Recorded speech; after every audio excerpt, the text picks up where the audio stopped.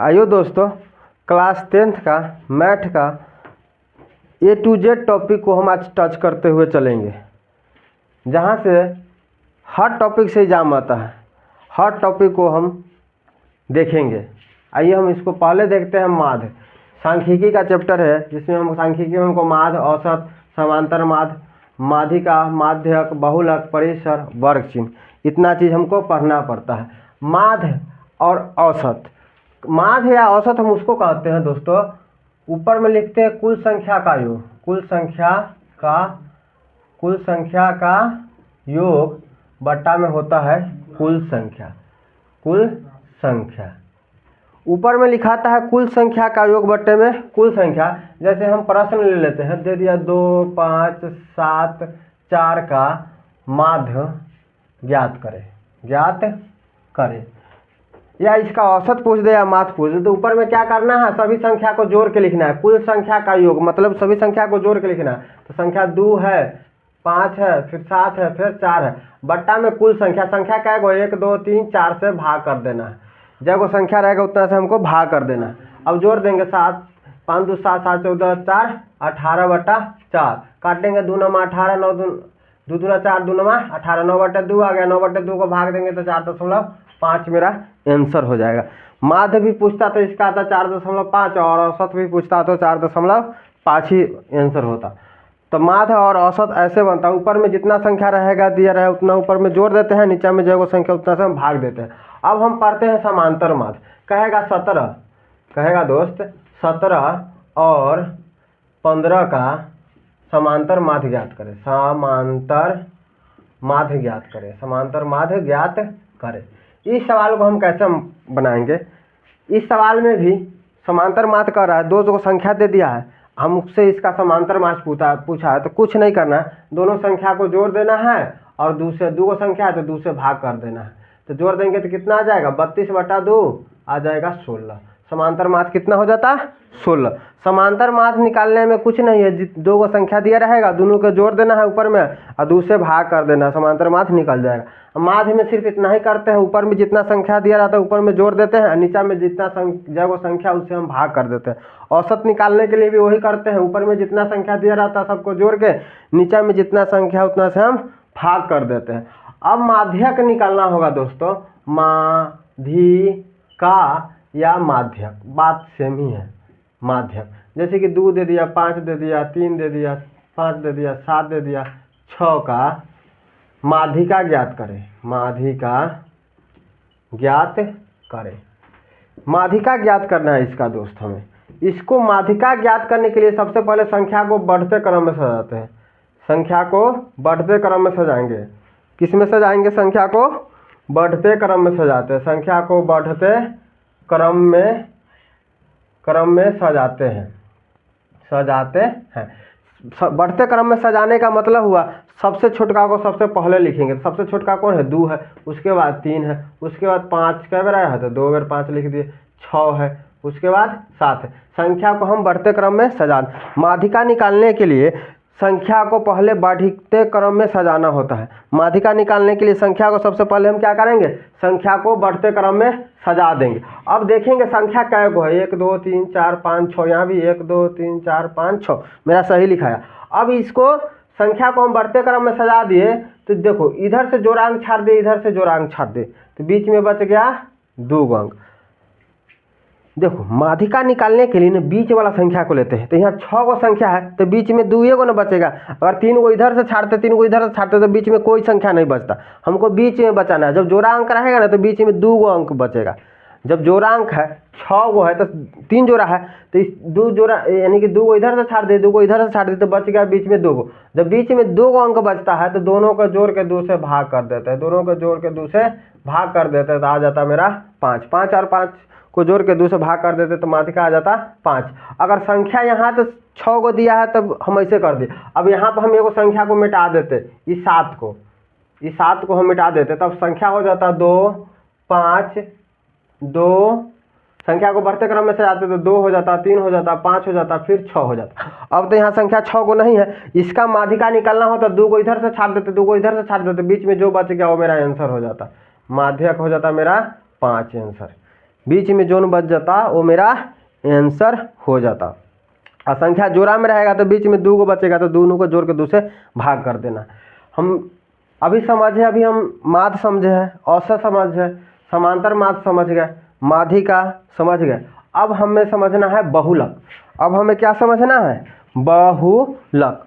बहुलक उसको कहते हैं दोस्त जिसकी बारंबारता अधिक हो। जिसकी बारंबारता, बारंबारता कहने से मतलब ये हुआ जो संख्या सबसे ज्यादा बेर आया है ना वो होता है बहुलक। जो संख्या सबसे ज्यादा बेर आता है वो कहलाता है बहुलक। मेरा आंसर हो जाएगा वही। मान लीजिए जैसे कि 3 है, 5 है, 3 है, 2 है, 3 है, 4 का बहुलक ज्ञात करें, का बहुलक ज्ञात करें। अगर हमको इसका बहुलक ज्ञात करना है तो कैसे बनाएंगे? संख्या को पहले बढ़ते क्रम में सजा लो। अगर नहीं भी सजाना है ना, हमें कुछ नहीं करना है, लिखना उखना कुछ नहीं। देखेंगे सबसे ज़्यादा बेर कौन अंक आया है। सबसे ज़्यादा बेर 1 2 3, सबसे ज़्यादा बेर आया है 3, तो मेरा बहुलक हो जाएगा 3। बहुलक में आंसर वो होता है जो अंक सबसे ज़्यादा बेर आता है वही मेरा बहुलक होता है। तो कौन अंक सबसे ज़्यादा बेर आया है? 3, तो बहुलक हो गया 3। ऐसा भी सवाल पूछता है। अगर यहाँ पे 3 2 बार आया है, 3 बेर आया है और कोई संख्या मान लेते हैं यहाँ 2 भी 3 बेर आ जाता तो मेरा आंसर होता 2 और 3। 2 और 3 दोनों बराबर बराबर में आता तो ठीक है। अगर एक संख्या सबसे ज़्यादा बेर आता है तो मेरा आंसर हो जाएगा वही संख्या। अगर 2 संख्या बराबर बराबर आ रहा तो दोनों संख्या हो जाएगा। जैसे यहाँ 2 और 2 भी 3 बार आ गया, 3 भी 3 बार आ गया, तो इसका बहुलक हो जाता 2 और 3 दोनों। अब परिसर ज्ञात करने के लिए परिसर कैसे निकालते हैं दोस्तों? परिसर ज्ञात करने के लिए सबसे बड़का में से सबसे छोटका को घटाते हैं। सबसे बड़ा संख्या में से सबसे बड़ा संख्या में से क्या घटाते हैं? सबसे बड़ा संख्या माइनस सबसे छोटा संख्या, सबसे छोटा संख्या। परिसर ज्ञात करने के लिए यही ट्रिक है। सबसे बड़ा संख्या में से सबसे हम छोटा संख्या को घटा देते हैं। परिसर ज्ञात करने के लिए सबसे बड़ा संख्या में से क्या करना होता है? सबसे छोटा संख्या को घटा देते हैं। तो परिसर हमको यहाँ ज्ञात करना है तो सबसे बड़ी संख्या में से क्या करेंगे? सबसे छोटी संख्या को हम घटा देंगे। जैसे कि सवाल दे दिया 5 7 2 1 25 35 का परिसर ज्ञात करें। परिसर ज्ञात करें। देखिए अब हमें इसमें लिखने का कोई जरूरत, हमें सीधा याद रहना चाहिए। परिसर निकालना है तो सबसे बड़का में से सबसे छोटका को घटा देंगे तो आ जाएगा परिसर। देखेंगे सबसे बड़का संख्या 35 है, सबसे छोटका संख्या 1 है, तो 35 में से 1 को घटा देंगे तो आ जाएगा परिसर। मेरा आंसर हो जाता 34। परिसर भी समझ गए। अब वर्ग चिन्ह कैसे बनाते हैं? जैसे कि कहेगा 10 20 का वर्ग चिन्ह क्या होगा? 10 और 20 का वर्ग चिन्ह ज्ञात करने के लिए कुछ नहीं करना है, ये दोनों को जोड़ के 2 से भाग कर देना है। दोनों को जोड़ के 2 से भाग कर देंगे, वर्ग चिन्ह निकल कर आ जाएगा।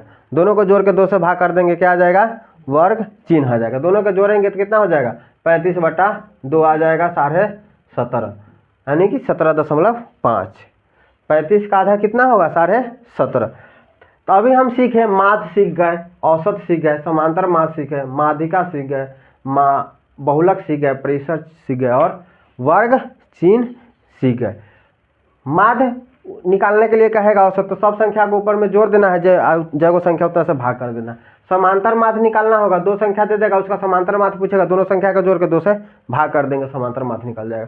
माध्यिका निकालने के लिए सबसे पहले संख्या को बढ़ते क्रम में सजा देंगे, बीच में जो अंक बचेगा वही मेरा माध्यक आंसर हो जाएगा। बहुलक ज्ञात करने के लिए सबसे अधिक बार जो अंक आएगा वो मेरा बहुलक हो जाता है। परिसर ज्ञात करने के लिए सबसे बड़ा संख्या में से सबसे छोटा संख्या को घटा लेते हैं, परिसर निकल जाता है। वर्ग चिन्ह निकालना हो तो जैसे 15 और 20 का वर्ग चिन्ह निकालना है तो दोनों को जोड़ के 2 से भाग कर देंगे, वर्ग चिन्ह निकल कर आ जाएगा। ये मेरा टॉपिक इतना से ऑब्जेक्टिव में पूछता है। ये मेरा टॉपिक खत्म हो गया। इसमें लंबा भी सवाल पूछता है, 2 नंबरी 5 नंबरी में भी पूछता है, तभी हम ऑब्जेक्टिव को कवर कर रहे हैं। ठीक है। इसमें एक सूत्र होता है बहुलक बराबर सूत्र होता है 3 गुने माध्यिका माइनस 2 गुने माध्य। ये मेरा सूत्र होता है। बहुलक बराबर सूत्र भी पूछता है 3 गुने माध्यिका माइनस 2 गुने माध्य। अगर हम ऐसा दे देगा, कहेगा माध्यिका 3 है माध्य 2 है, तो इसका बहुलक ज्ञात करें। इसका बहुलक ज्ञात करें। माध्यिका 3 दे दिया और माध्य 2 दे दिया, तो कहेगा बहुलक ज्ञात करें। तो बहुलक बराबर होता है 3 गुने माध्यिका, तो माध्यिका में 3 से गुना करेंगे, माध्य में 2 से गुना करके घटा देंगे, तो 3 या 9 और 2 दूना 4, तो बहुलक आ जाता 5। अगर ऐसा सवाल बनाना होता तो इसमें देखो 3 गो चीज़ है, तीनों में से कोई 2 गो देगा, एगो पूछ देगा, तो इसी सूत्र को आगे पीछे करना पड़ता है। माध्य दे दिया 3, माध्यिका अगर दे दिया है 3 और माध्य दे दिया है 2, तब बहुलक पूछेगा। तो 3 गुने माध्यिका होता है, तो माध्यिका के मान में 3 से गुना करेंगे और घटाओ, माध्य के मान में 2 से गुना कर देंगे, घटा देंगे, तो बहुलक निकल के आ जाएगा। और बहुलक बराबर 5 नंबर सवाल बनाने के लिए बहुलक बराबर सूत्र क्या होता है? बहुलक का सूत्र भी पूछता है। बहुलक का सूत्र क्या होता है? L plus F1 minus F0 2F1 minus F0 minus F2 गुने I। बहुलक का सूत्र, ये सूत्र पूछ देता है, डायरेक्ट सूत्र पूछ देता है, तो हमको सूत्र भी याद रखना है। L plus F1 minus F0 2F1 minus F0 minus F2 गुने I। ये सूत्र पूछता है, इसको याद रखेंगे, कोई गारंटी नहीं क्या पूछ सकता है, हमें हर चीज़ पढ़ना है। सांख्यिकी खत्म, सांख्यिकी चैप्टर हो गया खत्म, सांख्यिकी क्या हो गया खत्म। अब हम पढ़ेंगे समांतर श्रेणी। समांतर श्रेणी, समांतर श्रेणी, समांतर श्रेणी, इसी को लिखते हैं एपी, इसी को बोलते हैं एपी, यानी कि अर्थमेटिक प्रोग्रेशन। एपी का पूरा नाम हो जाएगा अर्थमेटिक प्रोग्रेशन, उसको हिंदी में कहते हैं समांतर श्रेणी।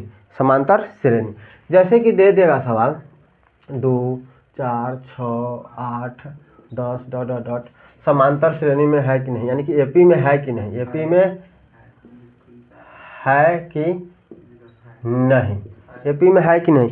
एपी समांतर, समांतर श्रेणी से ही पता चलता है। समान अंतर, समांतर मतलब समान अंतर, जिसमें समान अंतर होगा वही समांतर श्रेणी हो जाएगा। जैसे 3 5 8 10 2 4 5 6 8 10, कहेगा दोनों में कौन समांतर श्रेणी में है, दोनों में कौन समांतर से, हर जगह अंतर समान होना चाहिए।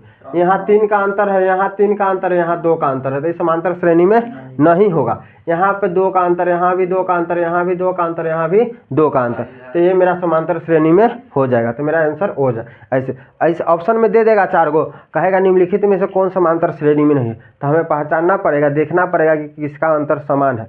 जिसका अंतर समान हो जाएगा वो समांतर श्रेणी में होगा, जिसका अंतर समान नहीं होगा समांतर श्रेणी में नहीं होगा। इसे भी सवाल पूछता है। इसको हम ए जिसको बोलते हैं पहला पद, पहला पद, इसमें पहला पद है, दूसरा पद है, तीसरा पद है, चौथा पद है, पांचवा पद है, डॉट डॉट जा रहा है, कहाँ तक जाएगा हमको कोई पता नहीं। ठीक, पहला पद कितना हो गया? ए बराबर हम लिखेंगे पहला पद 2।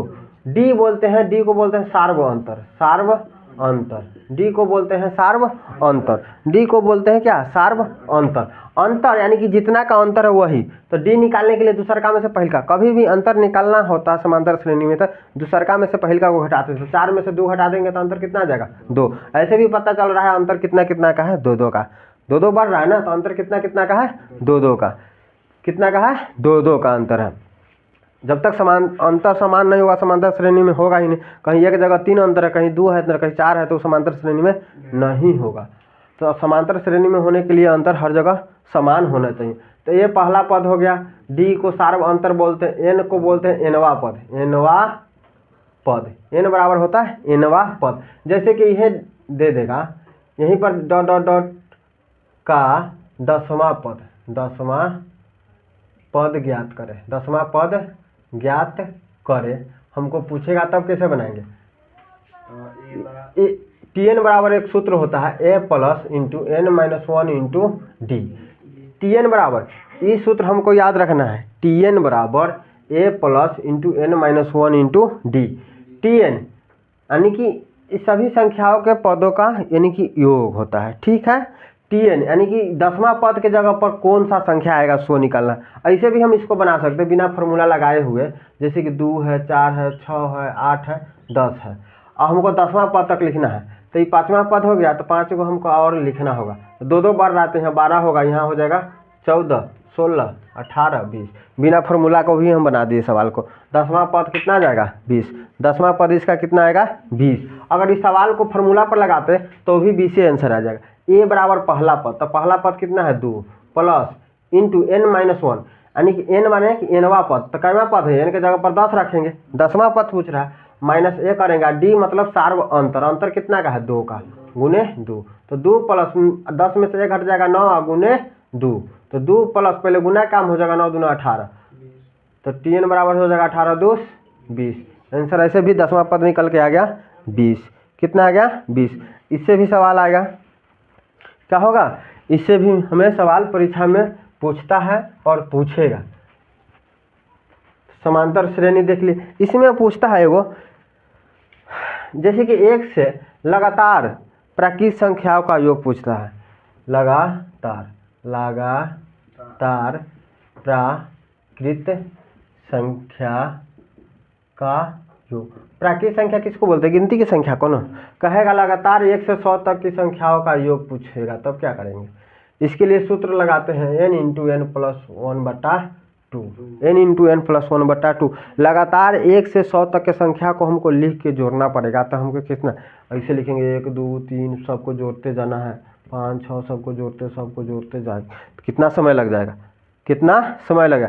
अगर लगातार 1 से 10 तक के पूछेगा तो हम जोड़ियों को निकाल सकते हैं, क्या लिख देंगे 1 से 10 तक की संख्या जोड़ लेंगे फटाफट, लेकिन 1 से 100 तक के कह देगा तो फिर जोड़ना टफ हो जाएगा, तो उसके लिए हम n इंटू n प्लस 1/2, लगातार प्राकृत संख्याओं का योग निकालने के लिए सूत्र कौन लगाते हैं, n इंटू n प्लस 1/2। सूत्र भी पूछा है, पूछ सकता है, ठीक है, सूत्र भी पूछ देता है। तो 1 से लगातार 100 तक का संख्या निकाल, n बराबर होता है जहाँ अंतिम पद, n अंतिम पद, तो n के जगह पर 100 रखेंगे, यहाँ फिर n है तो 100 प्लस 1 और बटा में 2 से गुना कर जाएगा 50 मरतबे, 50 और गुने 100 में 1 जुड़ जाएगा तो 101, तो ये हो जाएगा 50 50, 101 में 50 से गुना करेंगे तो 50 आंसर आ जाएगा। तो लगातार 1 से 100 तक के प्राकृत संख्याओं का योग निकाल दे तो 50 आ जाता है, ठीक है। n इंटू n प्लस 1/2 ये सूत्र लगा देंगे, ये मेरा हो गया। अब इसमें पूछता है पदों का योग, एसएन बोलते हैं पदों का योग, एसएन को बोलते हैं एसएन यानी कि पदों का योग। तो एसएन बराबर होता है n/2 into 2a plus into n-1 into D. S N बराबर होता है n/2 into 2a plus n-1 into D. अभी n बताए थे nवा पद, n बोले nवा पद, a माने पहला पद और d मतलब सार्व अंतर यहाँ लिख देंगे, ठीक है। इससे भी सवाल आ जाएगा। अब हमें पढ़ लेते हैं, जैसे कि पूछता है प्रायिकता से सवाल, प्रायिकता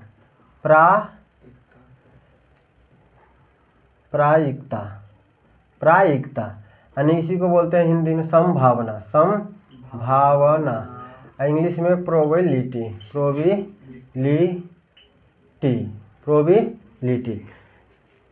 संभावना, प्रायिकता को ही कहते हैं संभावना, प्रोबेबिलिटी इंग्लिश में कहते हैं, ठीक है। इसमें हमें पूछता है कुल घटना का मान 1 होता है, कुल घटना का मान कितना होता है, कुल घटना का मान कितना होगा 1, कुल घटना का मान 1।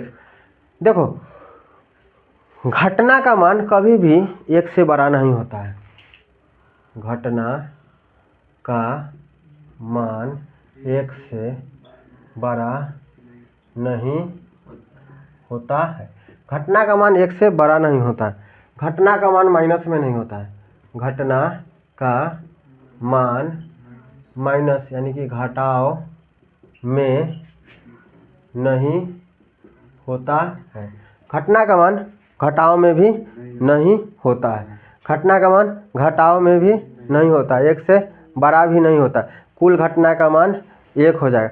घटित घटना यानी कि प्रोबेबिलिटी ऑफ इवेंट, घटित घटना और नहीं घटित घटना दोनों को जोड़ेंगे तो उसका कुल मान आ जाएगा कितना 1।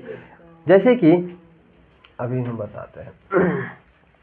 देखो प्रायिकता में हमें सवाल पूछता है सिक्का वाला, सिक्का से पूछता है।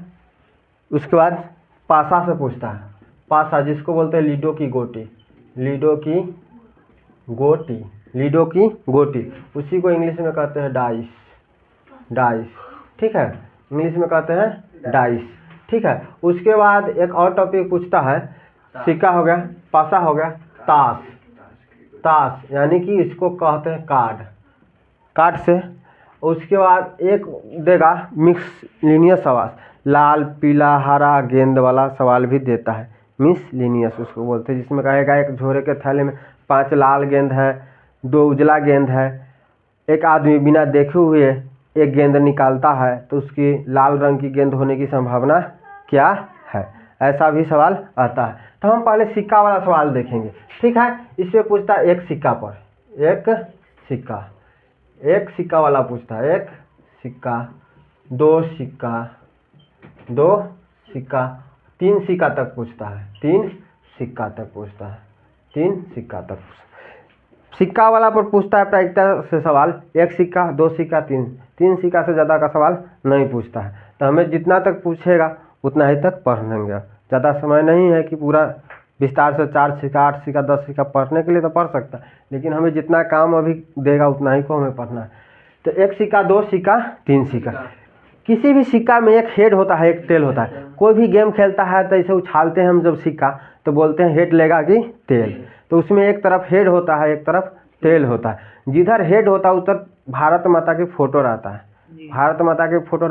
और जिधर टेल होता है, अगर 1 रुपया का सिक्का रहेगा तो 1 लिखा रहेगा, 2 रुपया का सिक्का रहेगा तो 2 लिखा रहेगा, 5 रुपया का सिक्का रहेगा तो 5 लिखा रहेगा, उसको बोलते हैं टेल।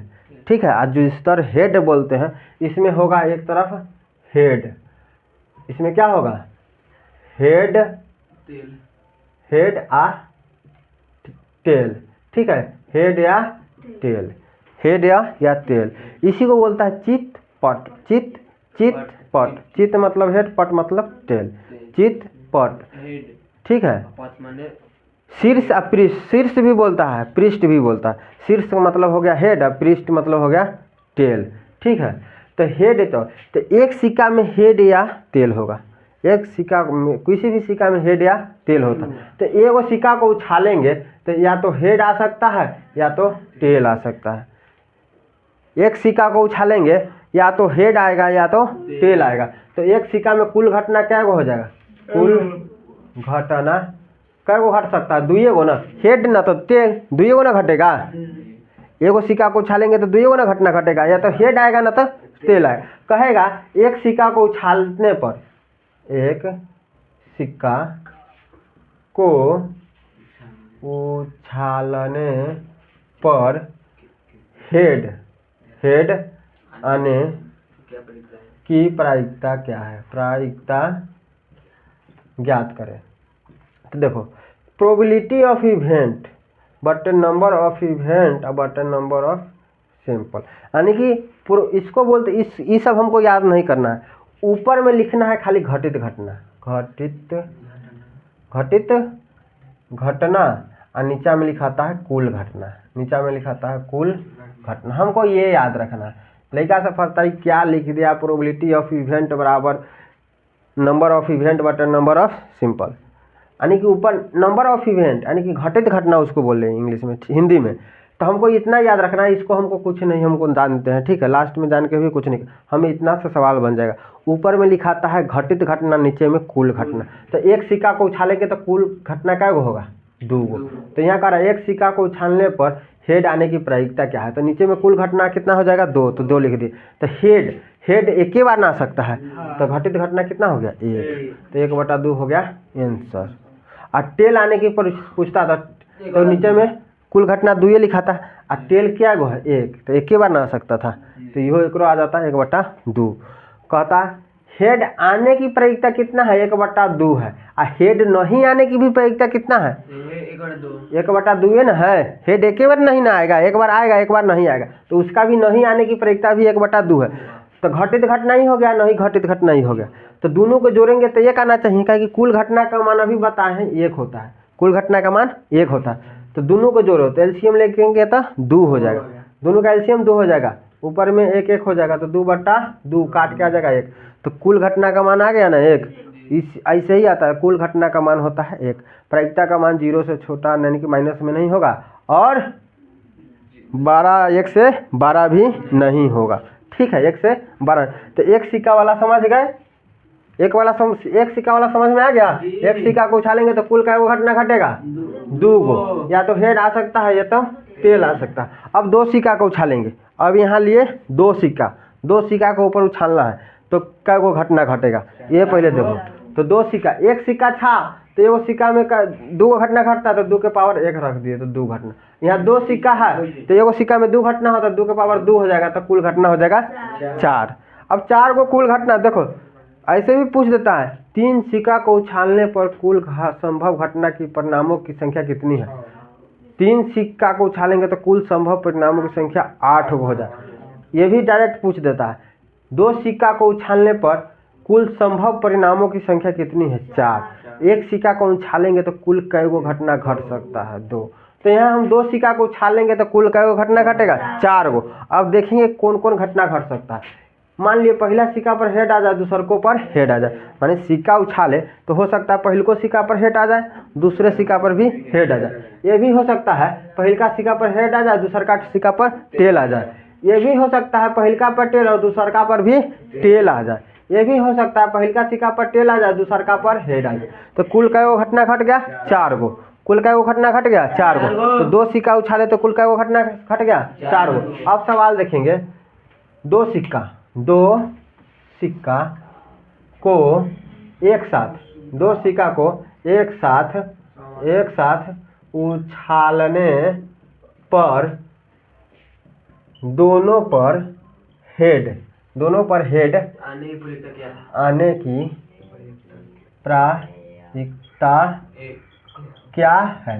दोनों की प्रायिकता देखो, इसी सवाल को हमको 2 नंबरी में बनाना होगा तो प्रोबेबिलिटी ऑफ इवेंट लिख देते P और ऊपर लिख देते NE और बट्टा में NS, बस इतना लिख देते, बस कुछ नहीं करना है। 2 नंबरी में बनाना, वो समझ जाएगा जो कॉपी चेक करेगा ना कि क्या लिखा है लिखा। ठीक है, तोरा समझ में ना आए उससे कोई मतलब नहीं, तुम इतना लिख के आना। अगर ऐसे बनाना होगा 2 नंबरी में सवाल पूछेगा तो किसी भी घटना निकालने के लिए इतना लिखावे करता है, ऊपर में घटित घटना, नीचे में कुल घटना। तो देखो नीचे में 2 सिक्का को करा, 2 सिक्का को एक साथ उछालने पर दोनों पर हेड आने की प्रायिकता कितना है। तो नीचे में तो कुल घटना हम जान गए, 2 सिक्का उछालेंगे तो 4 को होबे करता, नीचे 4 हो जाएगा। अब ऊपर वाला मामला फंसा है कि ऊपर करा दोनों पर हेड आने की प्रायिकता, तो दोनों पर हेड कै बेर आएगा, तो घटित कितना हो गया, घटित घटना 1, तो आंसर हो गया 1/4। नीचा में कुल घटना समझ गए कि 4 गो होगा, 2 को सिक्का उछालेंगे। अब ऊपर कह रहा है दोनों पर हेड आएगा, तो 2 सिक्का को एक साथ उछालेंगे तो दोनों पर हेड कै बार आएगा, एक के बेर ना आएगा है, तो 1/4। इसी में कहता कम से कम एक बार हेड आने की प्रायिकता, कम से कम एक बार हेड आना चाहिए। तो ज़्यादा से ज़्यादा कितनों बार आएगा वो गिनाएगा। कहेंगे जिसके पास 2 रुपया हाथ उठाए तो 5 रुपये वाला हाथ नहीं उठाएगा, कहेंगे कम से कम 2 रुपया वाला हाथ उठाए तो 5 रुपये वाला हाथ नहीं उठाएगा, 1 रुपये वाला उठाएगा नहीं उठाए। कहे कि कम से कम 2 रुपया होना चाहिए, तो कह रहा है कम से कम एक हेड आने की प्रायिकता।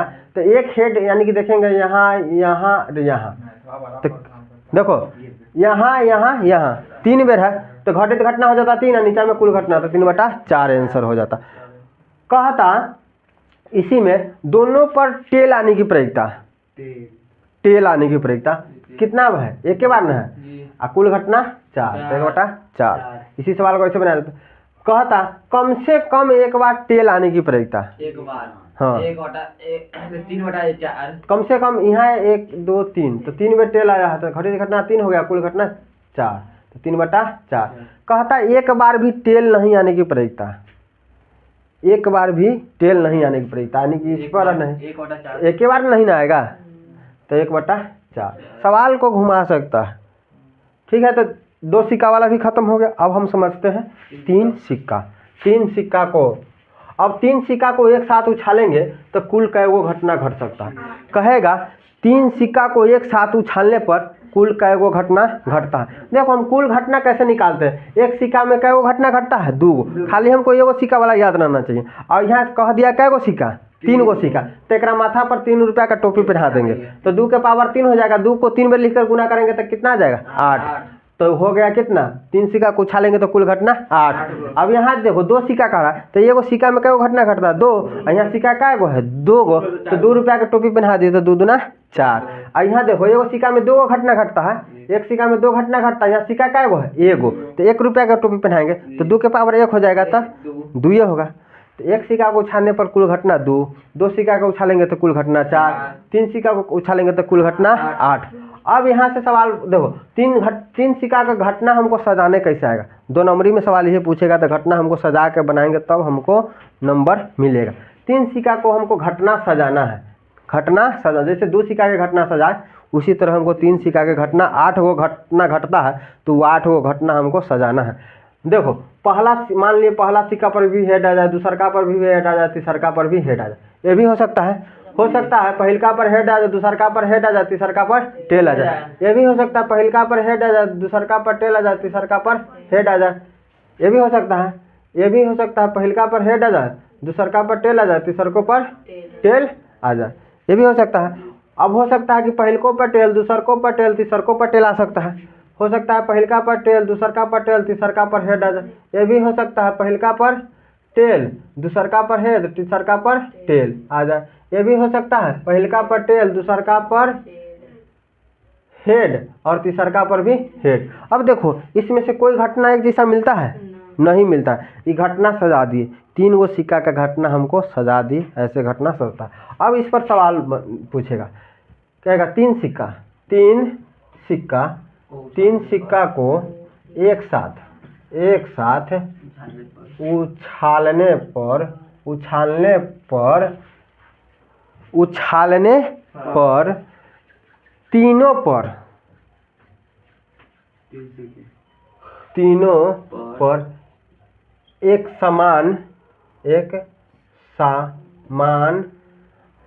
आने की प्रायिकता क्या है।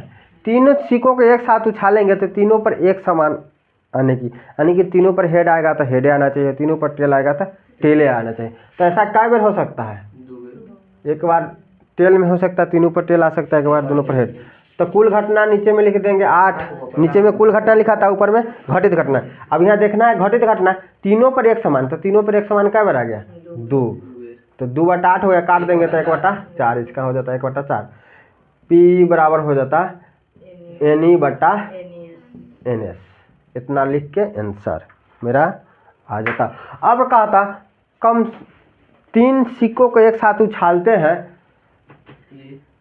तो 2 हेड आने की प्रायिकता क्या है, 2 हेड, 3 कम से कम कहेगा तब 3 गो वाला गिनेंगे, कह रहे हैं 2 हेड आना चाहिए, 2 हेड, तो 2 गो हेड एक बार यहाँ आया है, एक बार यहाँ आया है और एक बार यहाँ आया है, तो घटित घटना कै गो हो गया, 3 गो, और कुल घटना 8 गो, 3 सिक्का है तो 3/8 क्या हो जाता, 3/8।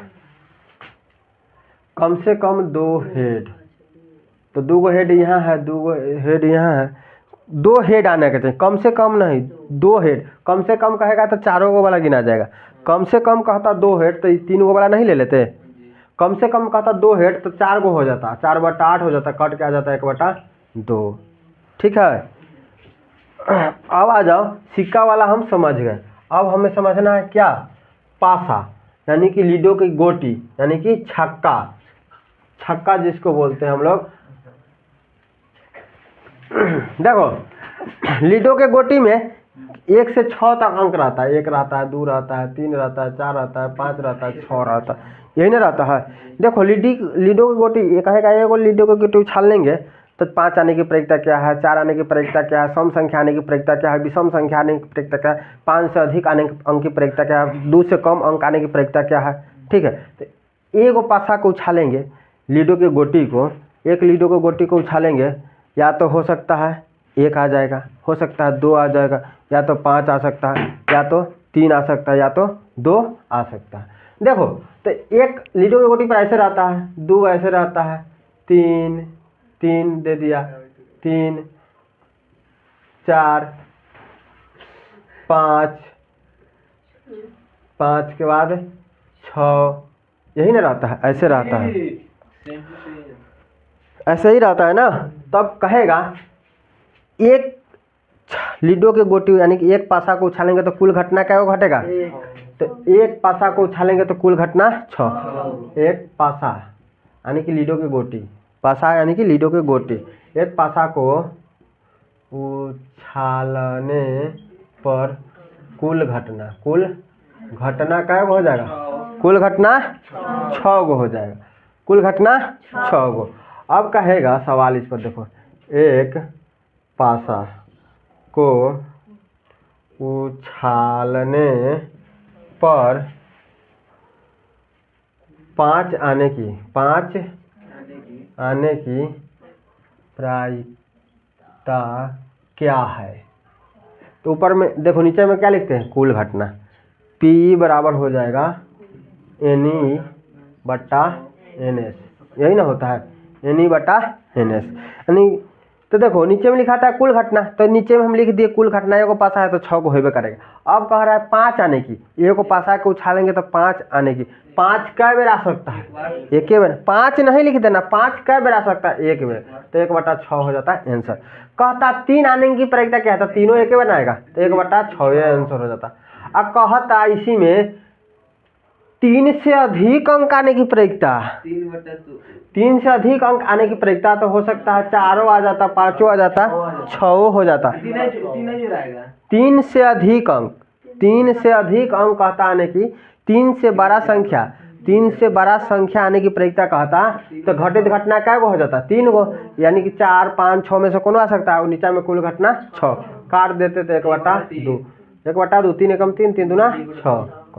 कहता सम संख्या आने की प्रायिकता, कहता एक पासे को उछाला जाता है तो सम संख्या आने की प्रायिकता क्या है, तो सम संख्या जो 2 से पूरा काटता हुए ना, तो सम संख्या क्या गो है, 3 गो, तो घटित घटना 3 हो जाता है, कुल घटना 6, कट के आ जाता है 1/2। कहता विषम संख्या आने की प्रायिकता, तो विषम संख्या भी 3 गो है, तो घटित घटना ऊपर हो जाता है 3 गो और नीचे कुल घटना 6, काट के आ जाता है 1/2, इसका बाद भी 2। कहता 4 से कम अंक आने की प्रायिकता क्या है, तो 4 से कम अंक 1 2 3, तो 3/6, कट के आ जाता है 1/2। कैसे भी क्वेश्चन घुमा के देगा, बन जाएगा ना। अब तो एक पासा को उछालेंगे तो कुल घटना क्या घटेगा, 6 गो, एक पासा को उछालेंगे तो कुल घटना क्या घटेगा, 6 गो घटेगा।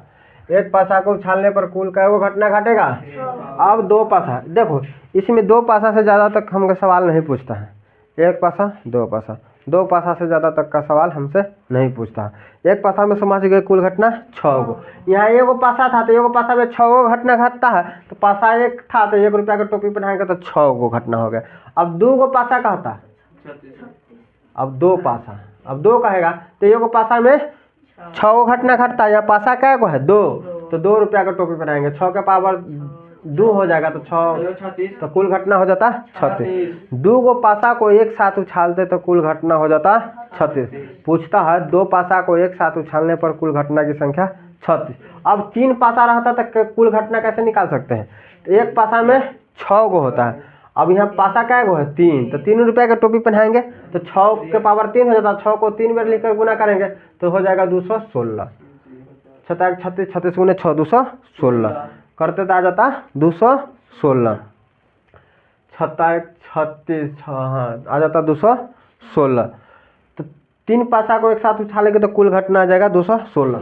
2 पासा को एक साथ उछालेंगे तो घटा 36, एक पासा को उछालेंगे तो 6, एक पासा को एक उछालेंगे तो कुल घटना 6 गो, 2 पासा को एक साथ उछालेंगे तो कुल घटना 36, 3 पासा को एक साथ उछालेंगे तो कुल घटना 6, 3 पास 316। इसे ना सिर्फ 3 पासा वाला का सिर्फ पूछता है घटना, अगर पूछेगा ना तो कहेगा 3 पासा को एक साथ उछालेंगे तो कुल घटना की संख्या कितना होगा, इस सिर्फ यही सवाल आएगा 3 पासा से, 3 पासा से और कोई सवाल नहीं पूछता है।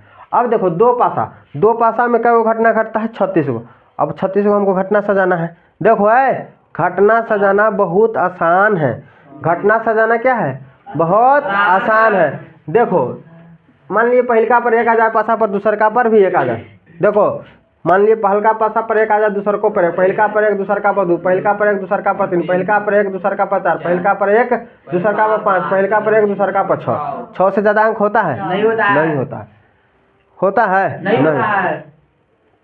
अब मान लो पहलका पर दो आ जाएगा, दूसरका पर एक, इधर एक एक लिखते जाओ, इधर दो दो दो दो दो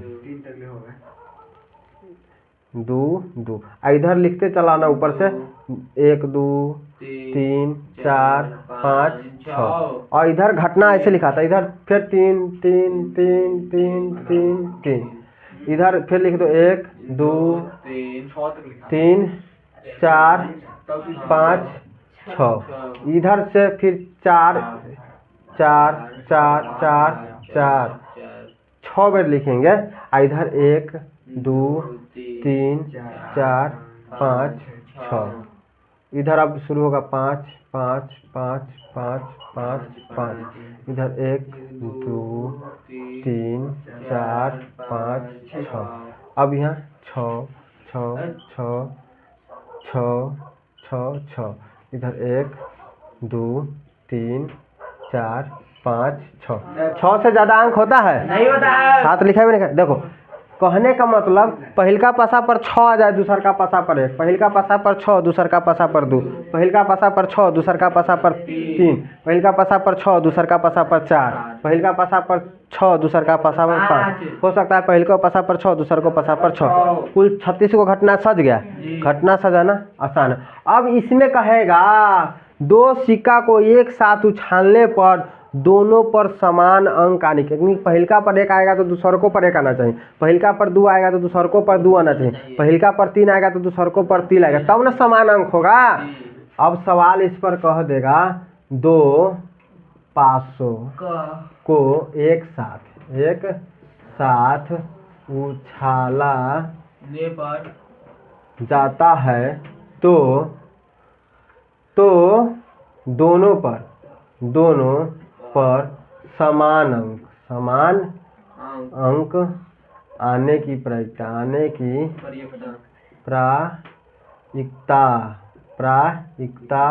ज्ञात करे। तो इधर लिख देंगे P बराबर NE बट्टा में NS, P बराबर NE बट्टा NS, ठीक है। तो कह रहा है दो पासों को एक साथ उछाला जाए तो दोनों पर समान अंक, पहलका पर 1 आए तो दूसरको पर 1 आना चाहिए, दूसरको पर 2 पहलका पर 2 आए तो दूसरको पर 2 आना चाहिए, ठीक है। तो ऐसा कई बार आएगा तो कुल घटना 36 होगा। देखो एक बार यहाँ आया है, एक बार यहाँ आया है, एक बार यहाँ आया है, एक बार यहाँ आया है, एक बार यहाँ आया है, एक बार यहाँ आया, तो दोनों पर समान अंक कई बार आया है 6। तो घटित घटना कै गो हो गया, और नीचा में 2 पास आया तो कुल घटना हो जाएगा 36, काट के आ जाएगा 1/6, आंसर आ गया 1/6। इसी में सवाल पूछता है दो पासे को एक साथ उछाला जाए तो दोनों पर के अंकों का योग 5 होना चाहिए। दोनों पर के अंकों का योग कितना होना चाहिए, 5। अरे दो पासे को एक साथ उछाला जाए तो दोनों पर के अंकों का योग कितना होना चाहिए, 5। दो पासे को एक साथ उछाला जाए, दोनों पासे पर जो अंक आएगा उस पर अंकों का योग कितना होना चाहिए, 5। तो दोनों पर अंक योग का 5 कब होगा, मान ली पहलका पर एगो पर 1 आएगा, एगो पर 4 आएगा तब ना, एगो पर 3 आएगा, एगो पर 2 आएगा तब ना 5 होगा, है जोड़ के अंकों का योग 5 हो। तो देखो 1 4 यहाँ हो गया 5, एक और यहाँ आ गया 3 2 5, फिर 3 2 2 3 5, 3 2 5, 4 1 5, 5 1 तो 6 हो जाएगा, इसमें जाएंगे तो सब बढ़ के हो जाएगा, ठीक है। तो कै बार आया, 1 2 3 4, दोनों पर के अंकों का योग 5 कहता तो घटित घटना 4 हो जाता, नीचा में कुल घटना 36, कट के आ जाता 1/9, 4 एकम 4 9 चौका 36, कट के आ जाता 1/9। अब कहता इसी सवाल में ऐसे पूछता सवाल, दो पासों को एक साथ उछाला जाता है तो दोनों पर के अंकों का योग 11 आने की प्रायिकता क्या है। दो पासों को एक साथ उछालेंगे तो दोनों पर के अंकों का योग कितना होना चाहिए, 11। 11 कब पूरेगा, एगो पर 5 आएगा, एगो पर 6 आएगा, चाहे एगो पर 6 आएगा, एगो पर 5 आएगा, और 7 तो में आएगा नहीं करता पासा में। देखो अब देखो तो एक बार यहाँ है 5 6 11, 1 6 5 11, कै गो है, 2 गो ना, तो घटित घटना 2 हो जाता, कुल घटना 36, कर जाता 1/18 आंसर हो जाता। ठीक है, इस पर ऐसा ही सवाल घुमा घुमा के पूछता है। पासा का काम खत्म। अब पढ़ेंगे हम ताश। अब क्या पढ़ेंगे? ताश। अब हमें पढ़ना है ताश, यानी कि गड्डी, ताश की गड्डी। कहता है एक ताश की गड्डी को अच्छी तरह से फेंटा जाता है, उसमें से एक पत्ता या दृक्षा निकाला जाता है, या दृक्षा अपनी इच्छा के अनुसार निकाला जाता है। उसका एक पत्ता या दृक्षा निकाला जाता है, उसे लाल रंग की पत्ता होने की क्या प्रयोजकता है, चाहे काला पानी की पत्ता होने की क्या प्रयोजकता है, चाहे चिड़िया की पत्ता होने की क्या प्रयोजकता है, चाहे लाल पानी की एक्का होने की प्रयोजकता क्या है, चाहे लाल पानी की बेगम होने की प्रयोजकता क्या है। समझ में आ गया? अब हमें पढ़ना है ताश की गड्डी। ताश की गड्डी में कुल पत्ती होता है 52 गो। इसमें 2 रंग का पत्ती होता है, एक होता है लाल रंग का पत्ती, एक होता है काला रंग का पत्ती। लाल रंग के भी पत्ती 2 प्रकार का होता है, एक होता है लाल पान, लाल पान, एक होता है ठिकरी। तो देखो कुल पत्ती हो गया 52, अरे कुल पत्ती 52 में 2 रंग का पत्ती होता है, एक लाल रंग का, एक काला रंग का, आधा आधा। तो 26 को लाल हो जाएगा, 26 को काला हो जाएगा, 26 को काला। अब लाल में भी 2 रंग का लाल होता है, एगो लाल पान, एगो ठिकरी। इसी को बोलते हैं ईटिया, इसी को बोलते हैं ईटिया। तो देखो आधा आधा हो जाएगा, 13 गो लाल पान हो जाएगा, 13 गो ठिकरी हो जाएगा। अब देखो 26 को काला पत्ती है, तो 26 को काला पत्ती वो भी 2 रंग का पत्ती होता है, एगो काला पान, और उसी को बोलते हैं स्याह, काला पान को ही बोलते हैं स्याह। एगो होता है चिड़िया, एगो होता है चिड़िया। ये भी 13 को हो जाएगा, बढ़ जाएगा आधा आधा। तो देखो कुल पत्ती ताश की में क्या गो पत्ती होता है 52 गो, लाल का गो होता है 26 गो। सीधा लाल के बात कर रहे हैं हम, लाल पान का बात नहीं कर रहे हैं।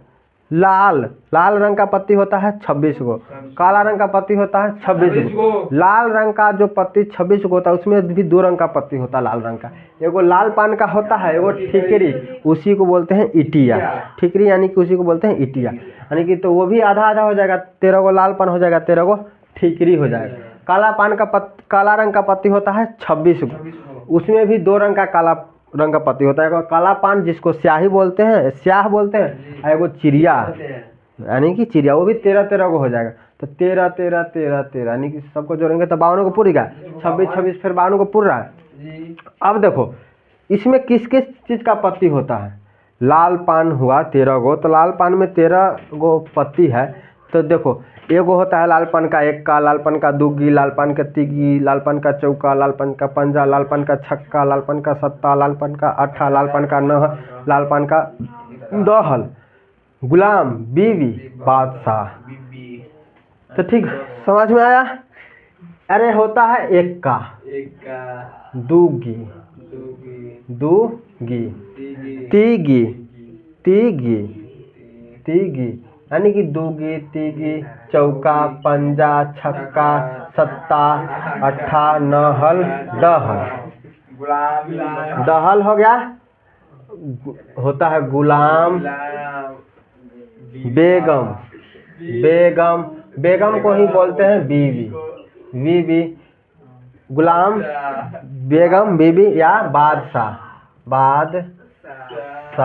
बादशाह को बोलते हैं राजा। ठीक है, इसी को बोलते हैं बेगम को क्यून यानी कि रानी। ठीक है, क्यून समझो, न तो कसा जाएगा बिहान बोरा में।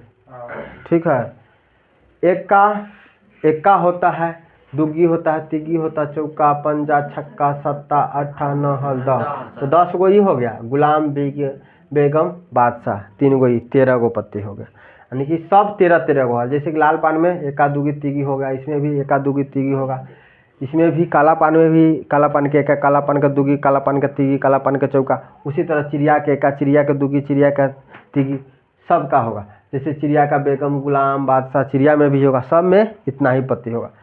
तो 13 13 को सब पत्ती हो गया, जिसमें होता है इक्का, दूगी, तीगी, चौका, पंजा, छक्का, सत्ता, अट्ठा, नहल, दहल, गुलाम, बीवी, बादशाह। अब देखो ये जो पत्ती है ये फोटो वाला है जी, ये जो पत्ती है फोटो वाला, फोटो फोटो जिसको में रहता है चित्र, यानी कि राजा के फोटो, गुलाम के फोटो रहेगा, बेगम यानी बीबी रानी उसी को बोलते हैं, इसका भी फोटो रहेगा, बादशाह जिसको राजा बोलते हैं उसका भी फोटो वाला फोटो रहता है। ठीक है, आई सब पर क्या रहता है, नंबर लिखा रहता है, 1 2 3 4 5 6 7 8 9 10, 10 दहल रहेगा तो 10 लिखा रहेगा, नहल रहेगा तो 9 लिखा रहेगा, अहल 8 18 रहेगा तो 8 लिखा रहेगा, सत्ता रहता है तो 7 लिखा रहता है। तो ये सब नंबर वाला पत्ती है, और ये सब ये है जो 3 गो फोटो वाला पत्ती। तो 3 गो फोटो वाला येहू में होगा, 3 गो फोटो वाला इसमें भी होगा, 3 गो फोटो वाला इसमें भी होगा, 3 गो फोटो वाला इसमें, तो कुल फोटो वाला पत्ती क्या गो हो गया, कुल फोटो वाला पत्ती, फोटो वाला पत्ती क्या गो है, 12 गो। आ कुल नंबर वाला पत्ती क्या गो हो जाएगा, कुल नंबर वाला पत्ती, कुल नंबर वाला पत्ती क्या गो हो जाएगा, अरे पूरा पत्ती 52 गो होता है, जिसमें से 12 गो अथी वाला हो गया फोटो वाला, तो 52 गो में से 12 गो घटा देंगे तो 40 गो बच जाएगा। क्या गो बच जाएगा, 40 गो। तो नंबर यानी कि अंक वाला पत्ती क्या गो होगा, 40 गो। ताश खत्म, ताश खत्म। अब सवाल देखो, कहेगा सवाल, एक ताश की गड्डी से एक पत्ता निकाला जाता है तो उसे लाल रंग की पत्ता होने की प्रायिकता क्या है, प्रायिकता क्या है। देखो कुल पत्ती क्या गो है, 52, तो कुल घटना हो जाएगा 52। ताश की गड्डी में कुल घटना होता है 52, क्या कि टोटल पत्ती जो रहेगा उतना कुल घटना होता है। तो ताश की पत्ती में कुल घटना हो गया 52, तो कुल घटना तो हमको पता हो गया कि 52 को लिखेबे करेगा, ताश वाला में नीचे 52 लिखाएगा ही लिखाएगा। समझ में आ गया, ताश वाला पत्ती सवाल पूछे तो नीचे में कुल पत्ती लिखाएगा 52, चाहे ऊपर कुछो पूछे नीचे लिखाएगा कुल घटना 52। तो देखो एक ताश की गड्डी से एक पत्ता निकाला जाता है तो उसे लाल रंग की पत्ता, तो लाल रंग के कुल पत्ता क्या गो होता है, 26 गो। तो घटित घटना 26 में से कौन गो निकलेगा, तो घटित घटना हो गया 26, काट देंगे तो 26 से कम 26, 26 दूना 52, तो 1/2 आ जाता है आंसर। बहुत आसान चैप्टर है, इससे आसान कोई चैप्टर नहीं मिलेगा, और जो ये सब सवाल नहीं बनाएगा उसके लिए तो बोरा रखा है कसाने के लिए। ठीक है, अब इसी सवाल में पूछता, अरे हाँ सुनो, इसी में कह देता लाल पान के पत्ता है, ये तो सीधा कहा लाल रंग के पत्ती, ये ना क्या कि लाल पान चाहे ठिकरी, सीधा लाल रंग का कहा, तो लाल रंग 26 को ना होता है, तो 26 को ले ली। अगर इसमें सीधा कह देता लाल पान की पत्ती होने की प्रायिकता, तो लाल पान के पत्ती क्या गो होता है 13, तो वहां लिखते घटित घटना 13, नीचा में कुल घटना 52 हो जाता, कट के आ जाता है 1/4, आंसर चेंज हो जाता। अब इसमें कहता लाल रंग के बेगम होने की, लाल रंग के बेगम, तो बेगम क्या गो है 4 गो, तो एगो बेगम एकर होगा, एगो बेगम एकर लाल, सुन सॉरी, एगो लाल पान का बेगम होगा, एकर ठिकरी का भी, तो दोनों लाल रंग का पत्ती है, तो लाल रंग के बेगम क्या गो हो जाएगा 2 गो, कुल घटना 52, कट के आ जाता है 1/26। कहता एक ताश की गड्डी को अच्छी तरह से फेंटा गया है, उसमें से एक पत्ता या दृक्षा अपने मन से निकाला जाता है तो उसे एक्का होने की प्रायिकता क्या है, एक्का। ये ना कहा कि लाल पान का के ठिकरी के चौका के पंजा, तो ताश की पत्ती में कुल एक्का क्या गो होता है, अरे एगो एक्का होगा, एगो लाल पान का, एगो ठिकरी का, एगो सब का, जैसे कि एक्का होगा ना, 4 गो एक्का होगा, 4 गो दूगी होगा, 4 गो तीगी हो जाएगा, सब 4 गो पत्ती होगा। इसमें भी एगो एक्का, इसमें भी एगो एक्का, इसमें भी एगो इसमें भी एक्का, एगो लाल पान का, एगो ठिकरी का, एगो काला पान का, एगो चिड़िया का, इसमें एगो लाल पान का दूगी, एगो ठिकरी के दूगी, एगो काला पान का दूगी, एगो चिड़िया के दूगी, तो सब 4 गो पत्ती होता है। तो एक्का कहा, कहेगा एक ताश की गड्डी को अच्छी तरह से फेंट दिया गया है, उसमें से यादृच्छा अपने मन से एक पत्ता खींचा जाता है तो उसे एक्का होने की प्रक्रिया क्या है? तो एक्का कै गो होता है? 4 गो।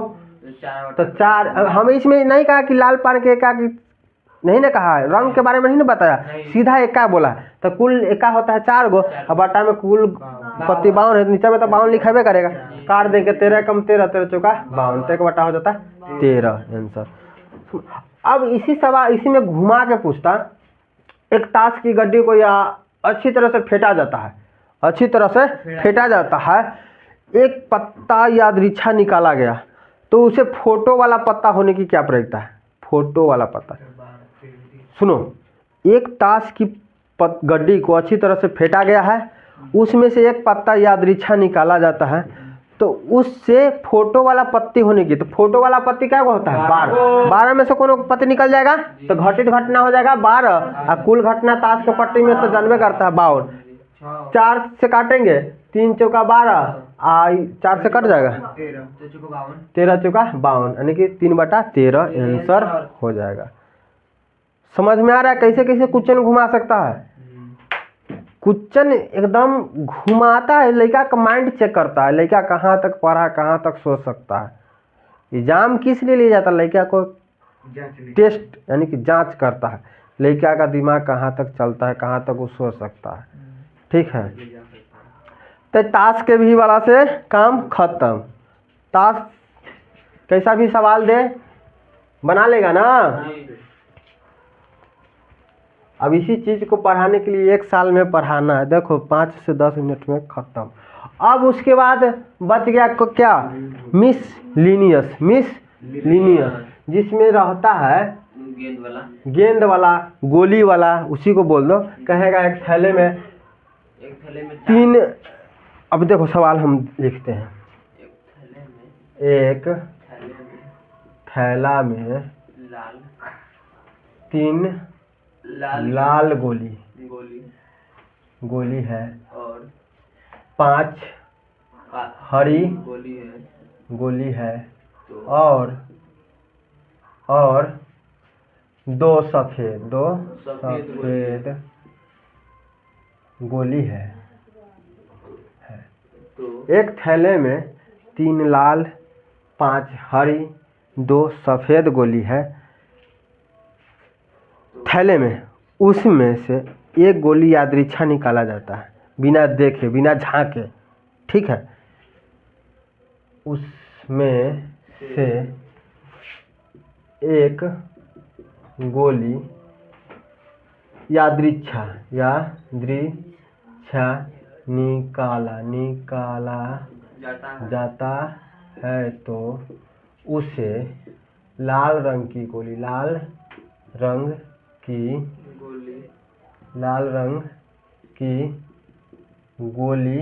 होने की प्रायिकता क्या? लाल रंग की गोली होने की प्रायिकता क्या है? लाल रंग की गोली होने की प्रायिकता क्या है? तो देखो लाल रंग की गोली कै गो है? 3 गो। हरी गोली कै गो है? 5 गो। सफेद कै गो है? 2 गो। सफेद 2 गो है। तो सब गोली को जोड़ दो, कुल गोली हो जाएगा 10 गो। तो कुल घटना हो जाएगा 10। कुल घटना लिख दिए नीचे में, तो कुल घटना लिखा था 10। अब कहता है ये गोली यादृच्छा निकाला जाता है तो उसे लाल रंग की गोली होने की प्रायिकता। तो लाल रंग की गोली कै गो है? 3 गो। 3 गो में से कोने गो निकलेगा तो घटित घटना हो जाएगा 3, तो आंसर हो जाता 3/10। इसको लिख देते P बराबर लिख देते NE/NS।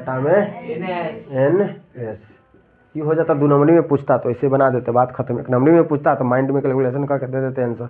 ठीक है, अब इसी को बॉल पर दे देता है। एक थैले में 5 लाल बॉल है, 3 काला बॉल है, बनाना ही लेगा। बॉल और गोली सेम ही रहेगा, सिर्फ वहाँ बॉल है, यहाँ नाम है गोली।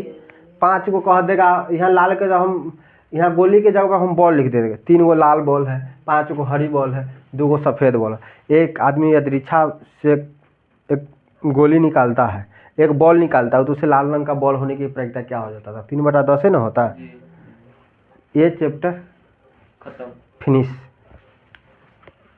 समझ में आ गया?